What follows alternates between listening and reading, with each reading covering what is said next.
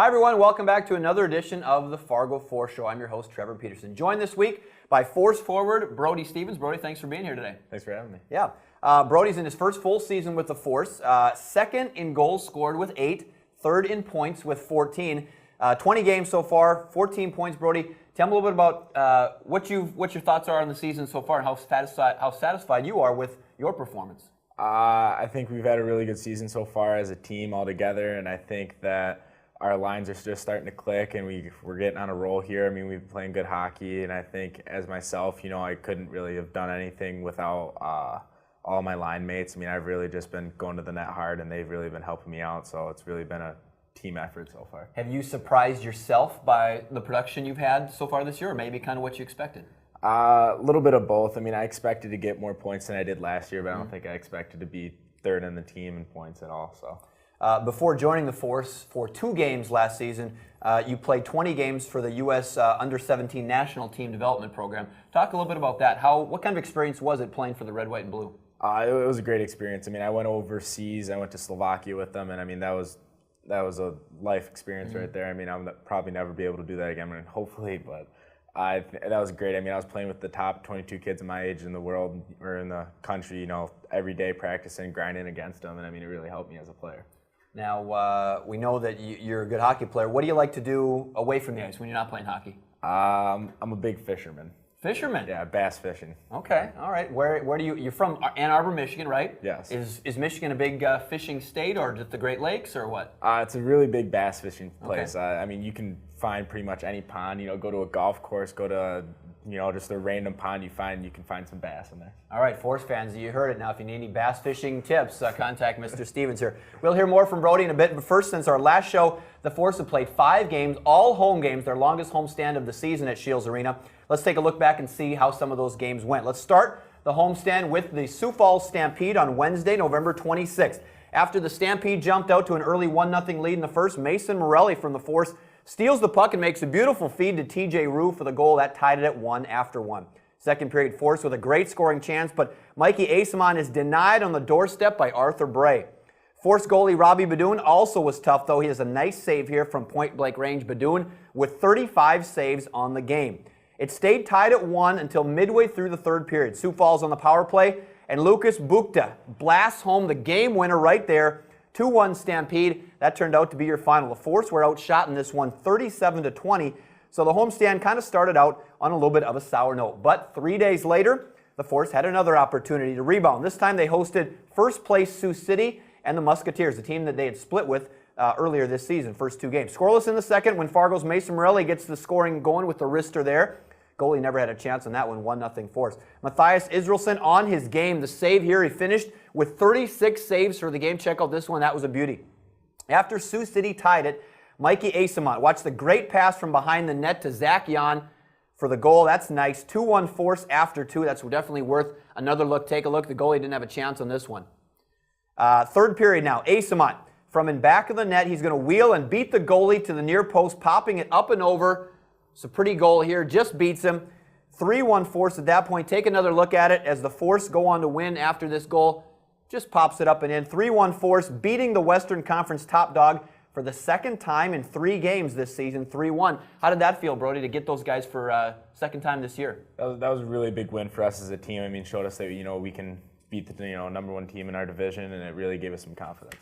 So after that game, the next Force game was Thursday, December 4th, where they played the last place Waterloo Blackhawks, first of 2 with Waterloo. First period was the Brody Stevens show, our guest. After an early power play goal, you got another one here off the nice feed from Jan. Second of the period, 8th of the season, 2-0 Force after 1. Second period, now an outstanding game for the Force netminder Israelson. He stopped 41 of 42 shots. That's impressive. Later on, as Dave Hackstall looked on, we watched the fantastic effort by C.J. Hayes. He bursts past the defenseman and slips it in, his 4th of the year, 3-0 Force. Mikey Asama would add another for a 4-0 lead, and the Force would win it convincingly, 4-1. Here's an interesting stat on this one. The Force with just 1 penalty for a total of 2 minutes, while Waterloo had 25 penalty minutes. Brody, how rare is it to have a game where you go through the whole game and only have 2 penalty minutes? Really rare, but I mean, it showed that we were working hard and we weren't playing dirty. We were doing what we needed to do, and that was a really good game for us. So the next night, Waterloo would get a little bit of the revenge, though, by the exact reverse score, ironically enough. Waterloo beat the Force the next night on December 5th, 4-1. Blackhawks led this one 3-0 early in the second period. The Force were 0-4 on the power play, while Waterloo was 2-4. Zach Jan had the only goal. So the following Friday, the Force then would wrap up the homestand by hosting the top team in the USHL, the Cedar Rapid Rough Riders, 19-3-0 coming into this one. Period one, the Force's Mitch Slattery gets his third goal of the year with the gets off to a good start for the Force with the wrister right there. 1-0 Force, just a minute 52 into the game.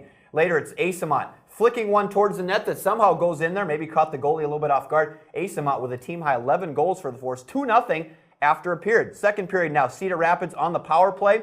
Ross Colton is going to sneak it through three guys some here. I'm not sure how this one goes in, but a little distraction there. 2-1 game at that point. Fargo would answer, though. Dennis Smirnov with a breakaway. Watch him here. He goes 5-hole for his second goal of the season. That's definitely worth another look. 3-1 Force, leading the USHL's top team, heading to the final period. I bet you guys were pretty confident, feeling good at that point? Yeah, we were feeling real good about ourselves. But Cedar Rapids, though, would tie it again. They came back to tie it at 3. Then Smirnov to Asimont for the go-ahead goal with just over 3 minutes left.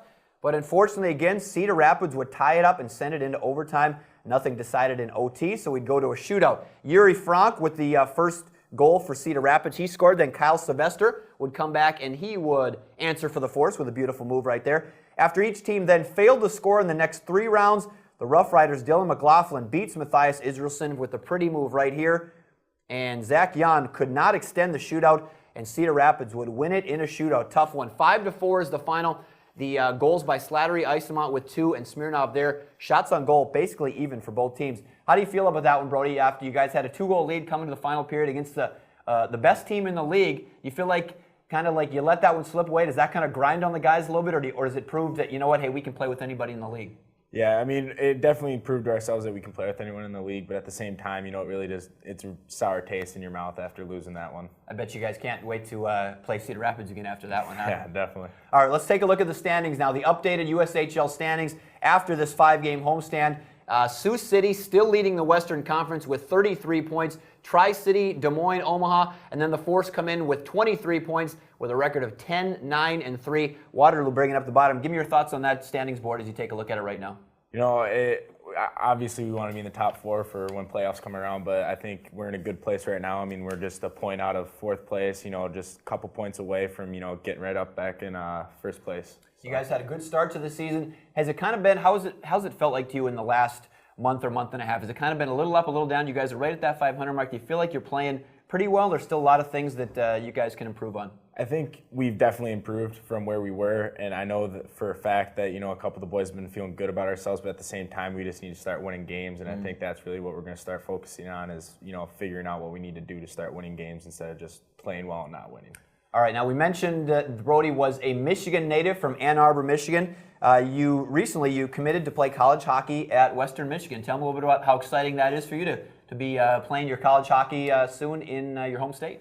You know, it's really exciting for me. I mean, I'm an hour and a half away from home right there, and I'm playing for, you know, the legendary coach Murray over there, and I mean, it's really exciting for me, and I'm really happy about it. Was that kind of a dream for you to play college hockey in your home state, or not necessarily? Did you just want to play somewhere? It didn't really matter where? I mean, I did, you know, I obviously would have played wherever the best fit for me was, but I definitely want to, you know, stay in the Mitten, stay in Michigan, you know, because I'm a Michigan guy, so I'd like to stay there. So. And for those of you who don't know, I just learned this too, the Mitten is the main part of Michigan. We heard about the UP, but now you know, we learned something here today. The Mitten is the main part. So we also, maybe fans don't know about Brody Stevens, you're quite a baseball player too. Tell me about baseball and hockey, and was it a tough choice kind of deciding what you wanted to do, or was baseball always kind of second and hockey was first for you? Hockey was always my first love. I mean, I love baseball. You know, it's probably my dad's favorite sport. Okay. But, you know, I always loved hockey, and, you know, baseball is always my secondary thing. And, I mean, I'd always make sure, you know, last year I actually played baseball while I was playing for the national team. So I would have, you know, a 2-hour practice hour workout at hockey, and then I'd go have a 2-hour baseball practice. So I always made time and made sure that hockey was my first priority. What positions did you play in baseball? I played outfield. I was a good outfielder, but I really shined. I was a DH, big hitter. So. Okay. All right. Home runs? A couple. Couple? Yeah, a couple. All right. Looking at your numbers now this season, something kind of jumped out to me that I thought was kind of interesting. Among the Force guys with at least 10 shots this year, you have the highest scoring percentage on your shots, 28%, 8 goals on 29 shots. Is that something that you've always kind of prided yourself on? Is if you're going to shoot, it's going to be a good shot? Is it kind of just worked out that way this season? How do you look at a stat like that? You know, I've always tried to get as many shots as possible, but I think just this season, the way it's worked out, you know, I've gotten good opportunities to score, and when I get them, I try to capitalize on them. But I really think that that's just, you know, really just good fortune for me. Well, so far it's been working out well. What do you feel like your biggest strength is on the ice? What's the best thing that you bring to the Force? Definitely being able to get in those tough areas, you know, going to the net, going in the corners, and grinding it out. And how about the biggest thing that you still want to see yourself improving? Is there more than one, or what's maybe the biggest thing that you really want to focus on and see yourself get better at? Biggest thing for me would probably be defensive zone coverage. Just, you know, knowing where I need to be, knowing what I need to do, and just making sure that no one scores on me. How much fun has it been playing for the Force so far this year? It's been a dream. Yeah? Yeah. Nice, nice. Well, let's take a look at the upcoming schedule for the Force here. The Force have 4 games in the next couple of weeks. We'll begin on the Thursday, December 18th. You guys are at Sioux City again, the top team in the conference. You get another shot at them. Friday, December 19th, the Force is home versus the Stampede. Then on Saturday and Sunday, December 28th, or 27th and 28th, you're at Sioux Falls and at Waterloo. Free watch parties on all road games this year, Fridays and Saturdays at Spicy Pie in West Fargo. And on weekday games, the watch parties, if the Force are on the road, are at TGI Fridays in Fargo. And of course, for the home games, always you can go to FargoForce.com. Brody, thanks for being the guest this week. Best of luck the rest of the season. Yep, thanks for having me. All right, and that's it for this edition of the Fargo Force Show. We'll see you next time, everybody.